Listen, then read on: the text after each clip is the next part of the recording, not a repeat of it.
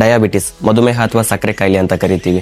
ಇಂದಿನ ದಿನಮಾನಗಳಲ್ಲಿ ಸಕ್ಕರೆ ಕಾಯಿಲೆ ಎನ್ನುವಂಥದ್ದು ಕೇವಲ ಒಂದು ಕಾಯಿಲೆಯಾಗಿ ಉಳಿದಿಲ್ಲ, ಬಹಳಷ್ಟು ಜನರ ಜೀವನ ಶೈಲಿಯ ಒಂದು ಭಾಗವಾಗಿ ಬಿಟ್ಟಿದೆ. ಹಾಗಿದ್ರೆ ಕೇವಲ ಔಷಧಿಗಳ ಮೂಲಕ ಈ ಡಯಾಬಿಟಿಸ್ ಅನ್ನು ಕಂಟ್ರೋಲ್ ಮಾಡಲು ಸಾಧ್ಯವೇ? ಖಂಡಿತ ಇಲ್ಲ. ಅದಕ್ಕೆ ಇವತ್ತಿನ ವಿಡಿಯೋದಲ್ಲಿ ಡಯಾಬಿಟಿಸ್ ಅಂದ್ರೆ ಏನು, ಬರಲಿಕ್ಕೆ ಕಾರಣಗಳೇನು, ಬಂದಾಗ ಆಗುವಂತಹ ಲಕ್ಷಣಗಳೇನು, ಜೊತೆಗೆ ಇದರಲ್ಲಿ ಎಷ್ಟು ಪ್ರಕಾರಗಳಿವೆ ಎನ್ನುವಂಥದ್ದನ್ನು ತಿಳಿಸಿಕೊಡುವುದರ ಮೂಲಕ ಯೋಗಾಭ್ಯಾಸದ ಮೂಲಕ ಹೇಗೆ ಸರಿಪಡಿಸಿಕೊಳ್ಬೇಕು, ಜೊತೆಗೆ ಆಹಾರ ಮತ್ತು ಜೀವನ ಶೈಲಿ ಪದ್ಧತಿ ಯಾವ ರೀತಿ ಇರಬೇಕು ಎನ್ನುವುದನ್ನ ಇವತ್ತಿನ ವಿಡಿಯೋದಲ್ಲಿ ಸಂಪೂರ್ಣವಾಗಿ ತಿಳಿಸ್ಕೊಡ್ತಾ ಹೋಗ್ತೀನಿ. ವಿಡಿಯೋನ ತಪ್ಪದೆ ಕೊನೆವರೆಗೂ ನೋಡಿ.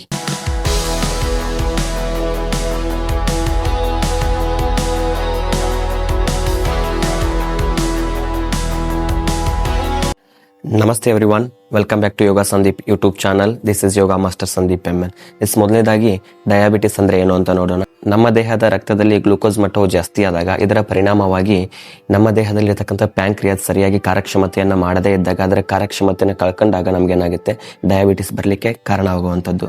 ಹಾಗಿದ್ರೆ ಈ ಡಯಾಬಿಟಿಸ್ ಬರಲಿಕ್ಕೆ ಮುಖ್ಯ ಕಾರಣಗಳೇನು ಅನ್ನೋದನ್ನ ನೋಡ್ತಾ ಹೋಗೋಣ. ಮೊದಲನೇದಾಗಿ ಅನುವಂಶೀಯತೆ, ಅಂದ್ರೆ ಪಾರಂಪರಿಕವಾಗಿ ಬರುವಂಥದ್ದು, ಅಂದ್ರೆ ಮುಂಚೆ ತಾಯಿಗಿತ್ತು ಅಥವಾ ತಂದೆಗಿತ್ತು ಅಂದಾಗ ಮಕ್ಕಳಲ್ಲಿ ಕಾಣುವಂತ ಸಾಧ್ಯತೆ ಇರುವಂಥದ್ದು. ಎರಡನೇದಾಗಿ ದೈಹಿಕ ಚಟುವಟಿಕೆ ಇಲ್ಲದಿರುವಂಥದ್ದು, ಅಂದ್ರೆ ಕುಳಿತಲ್ಲೇ ಕುಳಿತುಕೊಳ್ಳುವಂಥದ್ದು ಅಥವಾ ನಿಂತಲ್ಲೇ ನಿಂತುಕೊಳ್ಳುವಂಥದ್ದು, ಜಾಸ್ತಿ ಯಾವುದೇ ರೀತಿಯ ಕೆಲಸವನ್ನ ಮಾಡದೇ ಇರಲ್ಲ. ಒಂದು ಸೆಡೆಂಟರಿ ಲೈಫ್ ಸ್ಟೈಲ್ ಅನ್ನ ಲೀಡ್ ಮಾಡ್ತಾ ಇರ್ತಾರೆ. ಅಲ್ಲೇ ಕೂತಲ್ಲೇ ತಿನ್ನುವಂಥದ್ದು, ಅಲ್ಲೇ ಮಲಗುವಂಥದ್ದು, ಯಾವುದೇ ರೀತಿಯ ಆಕ್ಟಿವಿಟೀಸ್ ಇರುವುದಿಲ್ಲ, ಎದ್ದು ಹೋಗಿ ಯಾವುದೊಂದು ರೀತಿಯ ಕೆಲಸ ಮಾಡೋದಿಲ್ಲ, ಒಂದು ಸ್ಪೋರ್ಟ್ಸ್ ಅಲ್ಲಿ ಇರುವುದಿಲ್ಲ. ಈ ರೀತಿ ಹವ್ಯಾಸಗಳಿಂದ ಏನಾಗುತ್ತೆ, ಡಯಾಬಿಟಿಸ್ ಬರಲಿಕ್ಕೆ ಕಾರಣವಾಗುವಂಥದ್ದು. ಮೂರನೇದಾಗಿ ಅತಿಯಾದ ಒತ್ತಡ, ಜಾಸ್ತಿ ಸ್ಟ್ರೆಸ್ ಅನ್ನ ತೆಗೆದುಕೊಳ್ಳುವಂಥದ್ದು, ಮತ್ತೆ ನಿದ್ದೆಯನ್ನ ಮಾಡ್ತಾ ಇರುವಂಥದ್ದು. ಜಾಸ್ತಿ ನಿದ್ದೆಯನ್ನ ಮಾಡೋದಿಲ್ಲ, ಜಾಸ್ತಿ ಅಂದ್ರೆ ಸರಿಯಾದ ಪ್ರಮಾಣದಲ್ಲಿ ನಿದ್ದೆಯನ್ನು ಮಾಡುವುದಿಲ್ಲ, ಜೊತೆಗೆ ಜಾಸ್ತಿಯನ್ನು ಸ್ಟ್ರೆಸ್ ತಗೊಳ್ತಾ ಇರ್ತಾರೆ.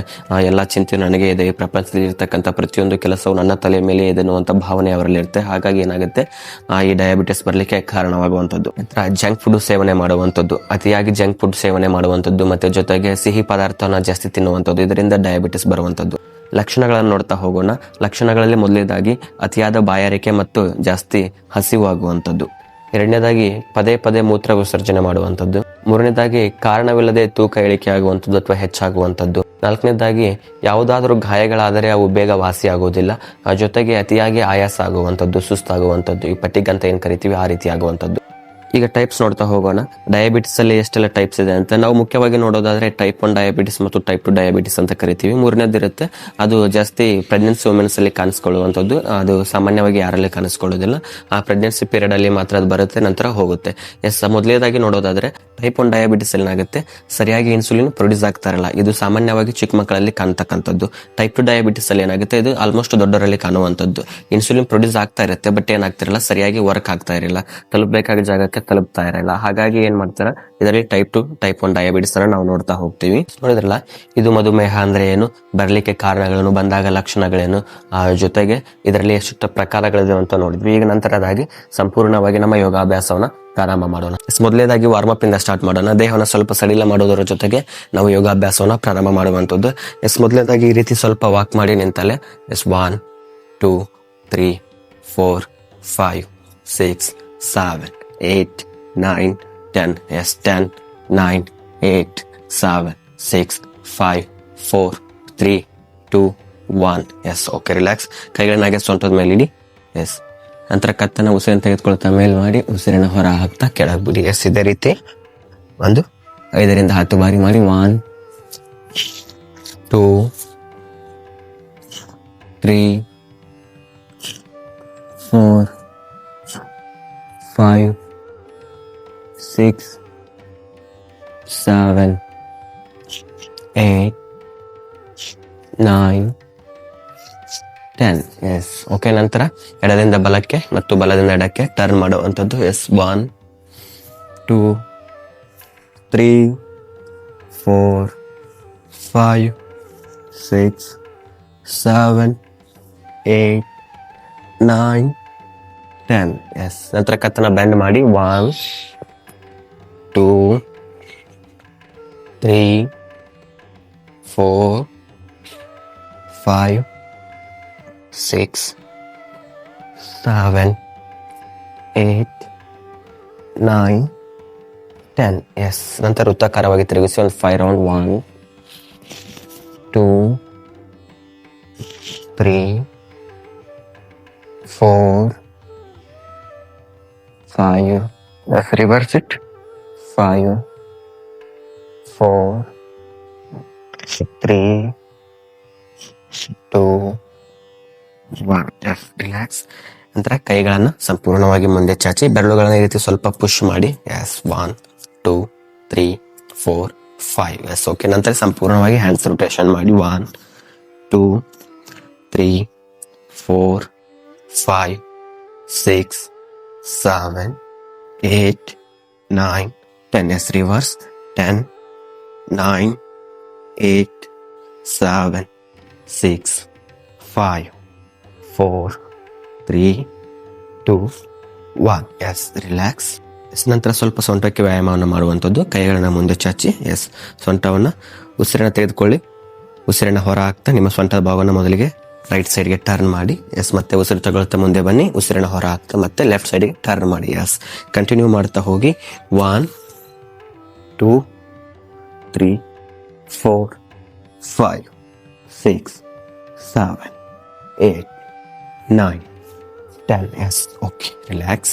ನಂತರ ಸೊಂಟದ ಭಾಗವನ್ನು ಸ್ವಲ್ಪ ವೃತ್ತಾಕಾರವಾಗಿ ತಿರುಗಿಸುವಂಥದ್ದು ಈ ರೀತಿ. 1 2 3 4 5. ಓಕೆ. ರಿವರ್ಸ್. 5 4 3 2 1. ಎಸ್ ಮುಖ್ಯವಾಗಿ ಇಷ್ಟು ವಾರ್ಮ್ ಅಪ್ ಮಾಡಿದರೆ ಸಾಕು, ದೇಹವನ್ನು ಸ್ವಲ್ಪ ಸಡಿಲ ಮಾಡಲಿಕ್ಕೆ. ನಂತರ ಸೂರ್ಯ ನಮಸ್ಕಾರವನ್ನು ಮಾಡುವಂಥದ್ದು. ಎಸ್ ಈ ವಾರ್ಮ್ ಅಪ್ ಮಾಡಿದ ಮೇಲೆ ಸೂರ್ಯ ನಮಸ್ಕಾರ ಅವಶ್ಯಕತೆ ಇರಲ್ಲ, ಅಥವಾ ಸೂರ್ಯ ನಮಸ್ಕಾರ ಮಾಡಿದ ಮೇಲೆ ವಾರ್ಮ್ ಅಪ್ ಅವಶ್ಯಕತೆ ಇರಲ್ಲ. ಬಟ್ ಬಿಗಿನರ್ಸ್ ಆಗಿರೋದ್ರಿಂದ ಸ್ವಲ್ಪ ನಿಮಗೆ ಎರಡು ತುಂಬ ಇಂಪಾರ್ಟೆಂಟ್ ಆಗಿರುತ್ತೆ. ಹಾಗಾಗಿ ಮೊದಲಿಗೆ ಸ್ವಲ್ಪ ದೇಹವನ್ನು ಸಡಿಲಗೊಳಿಸುವುದರ ಮೂಲಕ ನಂತರ ಸೂರ್ಯ ನಮಸ್ಕಾರವನ್ನು ಮಾಡುವಂಥದ್ದು. ಅದಾದ್ಮೇಲೆ ಆಸನಗಳಿಗೆ ಹೋಗುವಂಥದ್ದು. ಸಮಸ್ಥಿತಿಯಲ್ಲಿ ನಿಂತ್ಕೊಳ್ರಿ. ಉಸಿರನ್ನ ತೆಗೆದುಕೊಳ್ರಿ. ಉಸಿರನ್ನ ಹೊರ ಹಾಕ್ತಾ ಎರಡು ಕೈಗಳನ್ನು ಮುಂದೆ ನಮಸ್ಕರಿಸಿ. Yes next inhale, hands up, then bend back. Exhale, bend forward.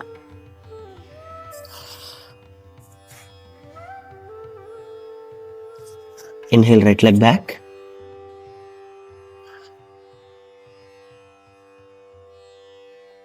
Exhale, left leg back.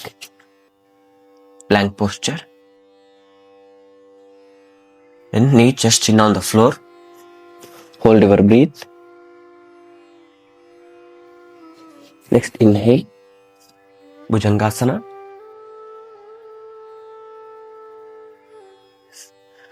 Exhale, Bhudarasana.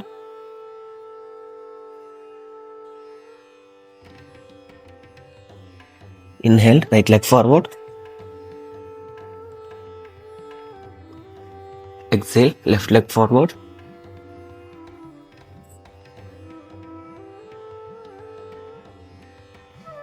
Inhale, come up, then bend back. Exhale, ನಮಸ್ಕಾರ. ಎಸ್ ನೋಡಿದ್ರಲ್ಲ, ಇದು ಒಂದು ರೌಂಡ್ ರೈಟ್ ಸೈಡ್ ಇಂದ ಮಾಡಿದ್ದೀನಿ, ಅಂದ್ರೆ ಬಲಗಾಲಿಂದ ಮಾಡಿದ್ದೀನಿ. ನಂತರ ನೀವು ಇದನ್ನ ಎಡಗಾಲಿಂದ ಸಹ ಮಾಡಬಹುದು. ಇದನ್ನೇನ್ ಮಾಡ್ಬೇಕು, ನೀವು ಒಂದು 6 ರಿಂದ 12 ರೌಂಡ್ ಏನ್ ಮಾಡಿ ಅಭ್ಯಾಸ ಮಾಡುವಂಥದ್ದು. ಇದು ಸೂರ್ಯ ನಮಸ್ಕಾರ. ನಂತರ ಆಸನಗಳನ್ನ ಮಾಡೋಣ. ಮೊದಲನೇ ಆಸನ ಮಂಡುಕಾಸನ ಅಂತ ಕರಿತೀವಿ. ಈ ರೀತಿ ವಜ್ರಾಸನ ಸ್ಥಿತಿಯಲ್ಲಿ ಕುಳಿತುಕೊಳ್ಳುವಂಥದ್ದು. ಮೀನ್ಸ್ ಕಾಲನ್ನ ಕೆಳಗಡೆ ಫೋಲ್ಡ್ ಮಾಡಿ ಹಿಪ್ ಮೇಲೆ ಕೂಡುವಂಥದ್ದು. ಎಸ್ ನಂತರ ಏನ್ ಮಾಡಿ, ಎರಡು ಕೈಗಳನ್ನ ಈ ರೀತಿ ಮುಷ್ಟೆ ಮಾಡಿ, ಎಷ್ಟು ಹೆಬ್ಬೆರಳ ಒಳಗಾಕಿ ಮುಷ್ಟಿಯನ್ನ ಕಟ್ಟಿ, ನಂತರ ಉಸಿರನ್ನ ಸಂಪೂರ್ಣವಾಗಿ ತೆಗೆದುಕೊಳ್ಳ್ರಿ. ಸಂಪೂರ್ಣವಾಗಿ ಉಸಿರನ್ನ ಹೊರ ಹಾಕಿ, ಎಸ್ ಹೊಟ್ಟೆಯನ್ನ ಒಳಗೊತ್ತಿ ಆ ಹೊಟ್ಟೆಯ ಭಾಗದಲ್ಲಿ ಕೈಗಳನ್ನ ಪ್ಲೇಸ್ ಮಾಡಿ. ಎಸ್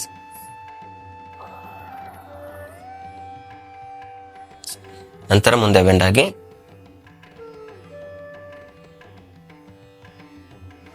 ಎಸ್ ಹೋಲ್ಡ್ ಮಾಡಿ. 1 2 3 4 5 6 7 8 9 10. Yes inhale, come up. Yes exhale, relax. Yes ನೋಡಿದ್ರಲ್ಲ, ಇದು ಮಂಡುಕಾಸನ ಮೊದಲನೇ ಆಸನ. ಎರಡನೇ ಆಸನ ಅರ್ಧ ಮತ್ಸ್ಯೇಂದ್ರಾಸನ. ನಿಮ್ಮ ಬಲಗಾಲನ ಈ ರೀತಿ ಫೋಲ್ಡ್ ಮಾಡಿ. ಎಸ್ ನಂತರ ನಿಮ್ಮ ಎಡಗಾಲನ್ನ ವರ್ಟಿಕಲಿ ಫೋಲ್ಡ್ ಮಾಡಿ, ನಿಮ್ಮ ಪಾದ ಎಡ ಮೊಣಕಾಲ ಹತ್ರ ಬಲ ಮೊಣಕಾಲ ಹತ್ರ ಬರಲಿ. ಎಸ್ ನಂತರ ನಿಮ್ಮ ಎಡಗೈಯನ್ನು ಬೆನ್ನ ಹಿಂದೆ ಇಡಿ. ಎಸ್ ನಂತರ ನಿಮ್ಮ ಬಲಗೈಯನ್ನ ಉಸಿರು ತಗೊಳ್ತಾ ಮೇಲ್ ಮಾಡಿ. ಎಸ್ ಉಸಿರನ್ನು ಹೊರ ಹಾಕ್ತಾ ಸಂಪೂರ್ಣವಾಗಿ ಈ ರೀತಿ ನಿಮ್ಮ ಸೊಂಟದ ಭಾಗವನ್ನು ಟ್ವಿಸ್ಟ್ ಮಾಡ್ತಾ ನಿಮ್ಮ ಪಾದವನ್ನು ಹಿಡೀರಿ. ಎಸ್ ಎಸ್ ದೃಷ್ಟಿ ಹಿಂದೆ ಇರಲಿ. Look back. Yes hold it. 1 ಆರಾಮಾಗಿ ಬ್ರೀತ್ ಮಾಡಿ. 2 3 4 5 6 7 8 9 10. Yes relax. ನಂತರ ಇದನ್ನ ಇನ್ನೊಂದು ಬದಿಗೆ ಮಾಡುವಂಥದ್ದು. ಯಾವುದೇ ರೀತಿ ಕನ್ಫ್ಯೂಷನ್ ಬೇಡ, ಆರಾಮಾಗಿ ಮಾಡಿ.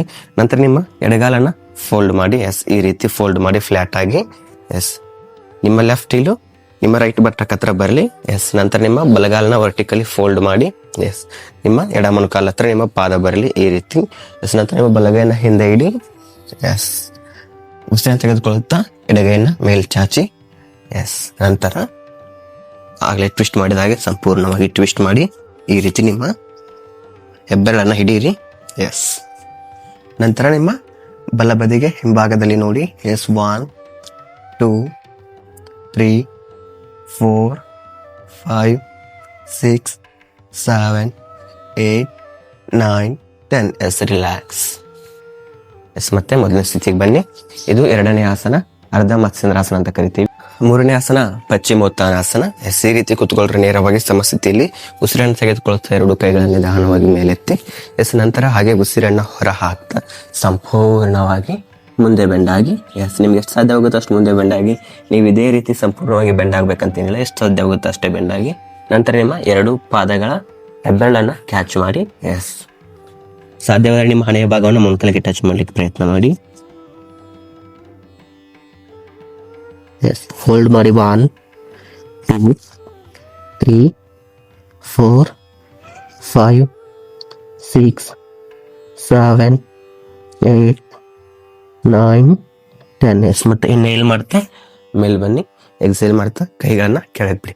ಎಸ್ ನಾನು ನಿಮ್ಗೆ ಆಗ್ಲೇ ಹೇಳಿದಾಗೆ ನೀವು ಸಂಪೂರ್ಣವಾಗಿ ಇಷ್ಟ ಬೆಂಡ್ ಆಗ್ಬೇಕಂತ ಏನೂ ಇಲ್ಲ. ನೀವು ಇಷ್ಟನೇ ಹಿಡೀರಿ, ಬಟ್ ಹೀಗೆ ಮಾಡಬೇಡಿ. ಸಂಪೂರ್ಣವಾಗಿ ನಿಮ್ಮ ಈ ರೀತಿ ಸ್ಪೈನ್ ಸ್ಟ್ರೇಟ್ ಇರಲಿ. ಎಸ್ ಹೀಗೆ ಹಾಗೆ ಹೋಗ್ತಾ ಹೋಗ್ತಾ ಹೋಗ್ತಾ ನಿಮ್ಗೆ ಎಷ್ಟು ಸಾಧ್ಯ ಹೋಗುತ್ತೆ ಅಷ್ಟು ಈ ತರ ಬೆಂಡ್ ಆಗ್ತಾ ಹೋಗಿ. ಎಸ್ ಇದು ಮೂರನೇ ಆಸನ ಪಶ್ಚಿಮೋತ್ತಾನಾಸನ. ಎಸ್ ಈಗ ನಾಲ್ಕನೇ ಆಸನ ಭುಜಂಗಾಸನ ಅಂತ ಕರಿತೀವಿ. ಎಸ್ ಇದೇ ರೀತಿ ಕೂತಿರ್ತಿರಲ್ಲ, ಹಾಗೆ ಸ್ವಲ್ಪ ಟರ್ನ್ ಆಗಿ ಹೀಗೆ, ಎಸ್ ಟರ್ನ್ ಆಗಿ ಹಾಗೆ ನಿಧಾನವಾಗಿ ನಿಮ್ಮ ಹೊಟ್ಟೆಯ ಮೇಲೆ ಮಲಿಕೆ. ಎಸ್ ನಂತರ ಎರಡು ಕೈಗಳ ನಿಮ್ಮ ಎದೆಯ ಅಕ್ಕಪಕ್ಕ ಪ್ಲೇಸ್ ಮಾಡಿ, ಎಸ್ ನಂತರ ಹಿಂದೆ ಎರಡು ಕಾಲುಗಳನ್ನು ಜೋಡಿಸಿ ಉಸಿರನ್ನ ತೆಗೆದುಕೊಳ್ಳುತ್ತಾ ನಿಮ್ಮ ಕತ್ತಿನ ಭಾಗ, ಎದೆಯ ಭಾಗ ಮತ್ತು ಸೊಂಟದ ಭಾಗವನ್ನು ನಿಧಾನವಾಗಿ ಮೇಲೆತ್ತಿ. ಎಸ್ ಈ ರೀತಿ ಭುಜಂಗಾಸನ ಸೂರ್ಯ ನಮಸ್ಕಾರದಲ್ಲೂ ಬರುತ್ತೆ, ಇಲ್ಲಿನೂ ಮಾಡಬಹುದು. ಎಸ್ ಹೋಲ್ಡ್ ಮಾಡಿ 1 2 3 4 5 6 7 8 9 10. Yes relax. ನಂತರ ಐದನೇ ಆಸನ ಮಾಡೋಣ, ಧನುರಾಸನ. ಎಸ್ ಕೈಗಳನ್ನ ಹಿಂದೆ ಚಾಚಿ ಕಾಲುಗಳನ್ನ ಫೋಲ್ಡ್ ಮಾಡಿ, ಎಸ್ ನಿಮ್ಮ ಪಾದವನ್ನು ಹಿಡೀರಿ ಹೊರಭಾಗದಿಂದ.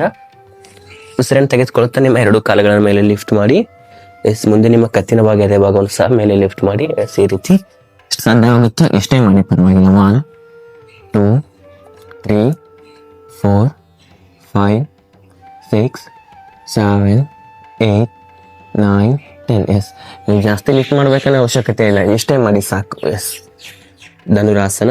ಸ್ವಲ್ಪ ರಿಲ್ಯಾಕ್ಸ್ ಮಾಡಿ.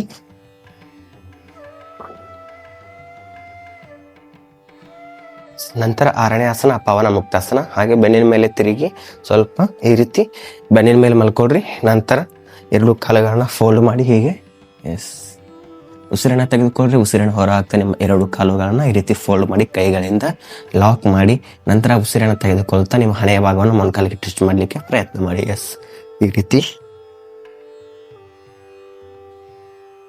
ಎಸ್ ಹೋಲ್ಡ್ ಮಾಡಿ 1 2 3 4 5 6 7 8 9 10. Yes relax. Yes pavana muktasana. ನಂತರ ಏಳನೇದಾಗಿ ವಜ್ರಾಸನ. ಎಸ್ ನೋಡಿದ್ರಲ್ಲ ಇದೇ ರೀತಿ ಕಾಲುಗಳನ್ನ, ಎಸ್ ಈ ರೀತಿ ಕಾಲುಗಳ ಜೋಡಿಸಿ ಒಂದಕ್ಕೊಂದು ಅದರ ಮೇಲೆ ಆರಾಮಾಗಿ ಕುಳಿತುಕೊಳ್ಳುವಂಥದ್ದು. ಎಸ್ ನಿಮ್ಮ ಪಾದಗಳ ಮೇಲೆ ಹಿಪ್ಪನ್ನು ಪ್ಲೇಸ್ ಮಾಡಿ ಕೂರುವಂಥದ್ದು, ಇದನ್ನ ವಜ್ರಾಸನ ಅಂತ ಕರಿತೀವಿ. ಎಸ್ ನಿಮ್ಮ ಎರಡು ಹಸ್ತಗಳ ಚಿನ್ಮುದ್ರೆಯಲ್ಲಿ, ಎಸ್ ಕಣ್ಣುಗಳನ್ನು ಮುಚ್ಚಿ ದೀರ್ಘವಾಗಿ ಉಸಿರಾಟ ಪ್ರಕ್ರಿಯೆಯನ್ನು ಮಾಡುವಂಥದ್ದು. Deeply inhale and slowly exhale. Yes ಇದೇ ರೀತಿ ದೀರ್ಘವಾಗಿ ಉಸಿರಾಟ ಪ್ರಕ್ರಿಯೆಯನ್ನು ಮಾಡುವಂಥದ್ದು. ಎಸ್ ಇದನ್ನು ವಜ್ರಾಸನ ಅಂತ ಕರಿತೀವಿ. ನೀವು ಈ ಆಸನವನ್ನು ಊಟ ಆದ ಮೇಲೂ ಸಹ ಮಾಡಬಹುದು. ಊಟ ಆದ ಮೇಲೆ ಮಾಡುವಂಥ ಏಕೈಕ ಆಸನ ಅಂದರೆ ಅದು ವಜ್ರಾಸನ. ನಂತರ ಕೊನೆಯದಾಗಿ 8ನೇ ಆಸನ, ಅದು ಶವಾಸನ. ಎಸ್ ನಿಮಗೆ ಗೊತ್ತಿರಲಿ, ಪ್ರತಿಯೊಂದು ಯೋಗಾಭ್ಯಾಸದ ನಂತರ ಶವಾಸನವು ಅತಿ ಮುಖ್ಯವಾಗಿರ್ತಕ್ಕಂಥದ್ದು. ಎಸ್, ಹೀಗೆ ನಿಮ್ಮ ಬೆನ್ನಿನ ಮೇಲೆ ಮಲಗುವಂಥದ್ದು. ಎಸ್, ಜೊತೆಗೆ ನಿಮ್ಮ ಕಾಲುಗಳನ್ನು ಸ್ವಲ್ಪ ಅಗಲಿಸಿ ಹಸ್ತಗಳನ್ನು ಮೇಲ್ಮುಖವಾಗಿ ಮಾಡಿ ನಿಮ್ಮ ಹಸ್ತವು ಮೇಲ್ಮುಖವಾಗಿರಲಿ. ಎಸ್, ದೇಹವನ್ನು ಸಂಪೂರ್ಣವಾಗಿ ಕಲೀಲ ಬಿಡುವಂಥದ್ದು. ಎಸ್, ಈ ಶವಾಸನ ಮಾಡೋದ್ರಿಂದ ನಾವು ಇಷ್ಟೊತ್ತು ಮಾಡ್ತಕ್ಕಂಥ ಪ್ರಾಕ್ಟೀಸ್ನಿಂದ ಆಗಿರ್ತಕ್ಕಂಥ ಏನಾದರೂ ನೋವು ಸೆಳೆತಾ ಇದ್ದರೆ ಈ ಶವಾಸನ ಮಾಡಿದರೆ ಸಂಪೂರ್ಣವಾಗಿ ರಿಲೀಫ್ ಆಗುವಂಥದ್ದು. ಜೊತೆಗೆ ಸ್ಟ್ರೆಸ್ಗೆ ಹೆಲ್ಪ್ ಆಗುವಂಥ ಕಾರ್ಟಿಸೋಲ್ ಹಾರ್ಮೋನ್ನ ಸರಿಯಾದ ಪ್ರಮಾಣದಲ್ಲಿ ನಡೆಸ್ಕೊಳ್ಳೋಕೆ ಇದು ಹೆಲ್ಪ್ ಮಾಡುವಂಥದ್ದು. ಎಸ್, ಹಾಗಾಗಿ ಶವಾಸನವನ್ನು ಸಂಪೂರ್ಣವಾಗಿ ಮನಸ್ಪೂರ್ವಕವಾಗಿ ಯಾವುದೇ ಒತ್ತಡ ಆತಂಕವಿಲ್ಲದೆ ಆರಾಮಾಗಿ ಮಾಡಿ. ಎಸ್, ಡೀಪ್ಲಿ ಇನ್ಹೇಲ್ ಮಾಡಿ, ಸ್ಲೋಲಿ ಎಕ್ಸೇಲ್ ಮಾಡಿ.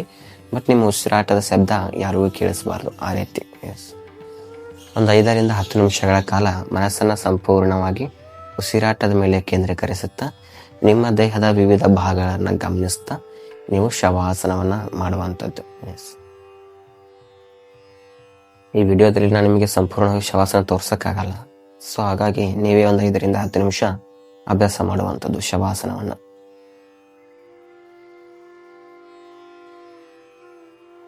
S, okay, relax.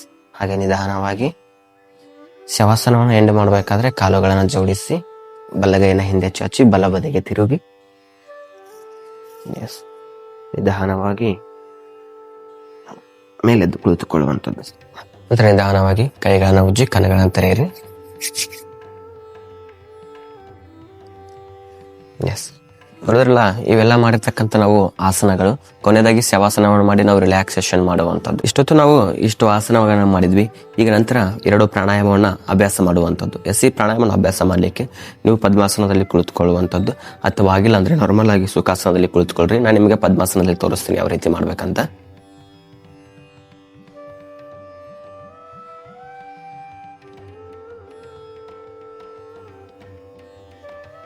ಎಸ್, ಈ ರೀತಿ ಪದ್ಮಾಸನ ಹಾಕಿದ ನಂತರ ಮೊದಲಿಗೆ ನಾವು ಮಾಡಬೇಕಾದ ಪ್ರಾಣಾಯಾಮ ಕಪಾಲಭಾತಿ ಪ್ರಾಣಾಯಾಮ. ಎಸ್, ನಿಮ್ಮ 2 ಕೈಗಳನ್ನು ನಿಮ್ಮ ಮೊಣಕಾಲ ಮೇಲೆ ಪ್ಲೇಸ್ ಮಾಡುವಂಥದ್ದು. ಎಸ್, ಈ ರೀತಿ ಫೇಸ್ ಇನ್ವರ್ಟ್ಸ್ ಆಗಿರಲಿ.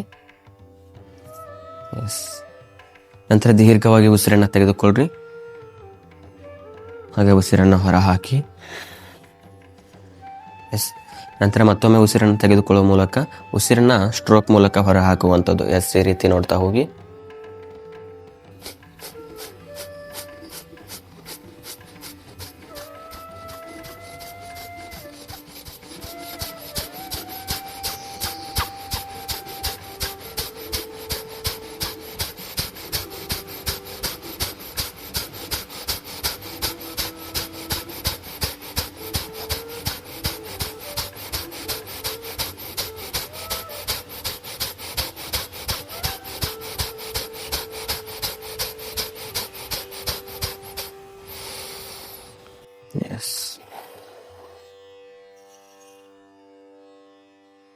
ಎಸ್, ನೋಡಿದ್ರಲ್ಲ, ಇದು ಕಪಾಲಭಾತಿ ಪ್ರಾಣಾಯಾಮ.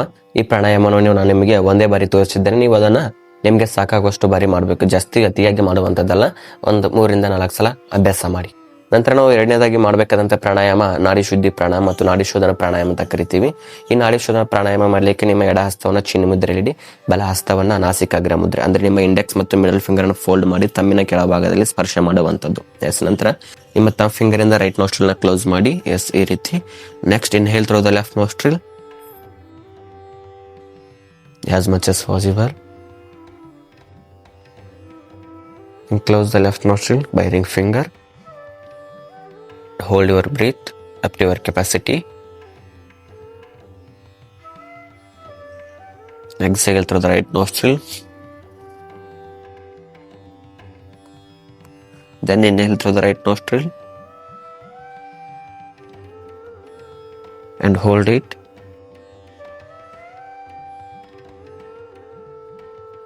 Exhale through the left nostril.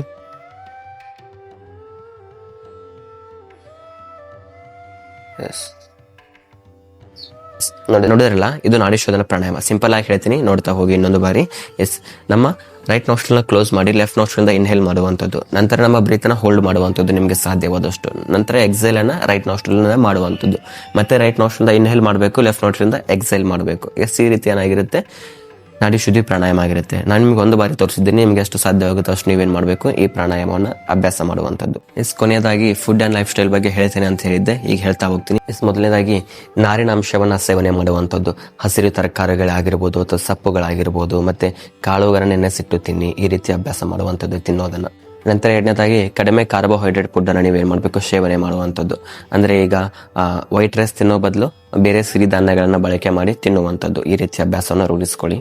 ಮತ್ತು ಸ್ವೀಟನ್ನು ತಿನ್ನೋದು ಬಿಡಿ. ಮತ್ತು ಸಂಸ್ಕರಿಸಿದ ಆಹಾರ ಅಂತ, ಪ್ರೊಸೆಸ್ಡ್ ಫುಡ್ ಅಂತ ಕರಿತೀವಿ, ಅವುಗಳನ್ನು ತಿನ್ನೋದನ್ನು ನೀವೇನು ಮಾಡಬೇಕು, ಸಂಪೂರ್ಣವಾಗಿ ಅವಾಯ್ಡ್ ಮಾಡಬೇಕು. ಮತ್ತು ಜಾಸ್ತಿ ಕೊಲೆಸ್ಟ್ರಾಲ್ ಇರುವಂಥ ಫುಡ್ ಆಗಿರ್ಬೋದು, ಮತ್ತು ಅತಿಯಾದ ಸ್ವೀಟನ್ನು ತಿನ್ನೋದನ್ನು ನೀವೇನು ಮಾಡಬೇಕು, ಸಂಪೂರ್ಣವಾಗಿ ಅವಾಯ್ಡ್ ಮಾಡುವಂಥದ್ದು. ಮತ್ತು ಲೈಫ್ ಸ್ಟೈಲಲ್ಲಿ ಯಾವ ರೀತಿ ಬದಲಾವಣೆ ಮಾಡ್ಕೊಳ್ಬೇಕಂದ್ರೆ, ಪ್ರತಿದಿನ ಒಂದು 6 to 8 hours ಏನು ಮಾಡಬೇಕು, ಸಂಪೂರ್ಣವಾಗಿ ಮನಸ್ಫೂರ್ತಿಯಾಗಿ ಯಾವುದೇ ಒತ್ತಡವಿಲ್ಲದೆ ನಿದ್ದೆಯನ್ನು ಮಾಡುವಂಥದ್ದು.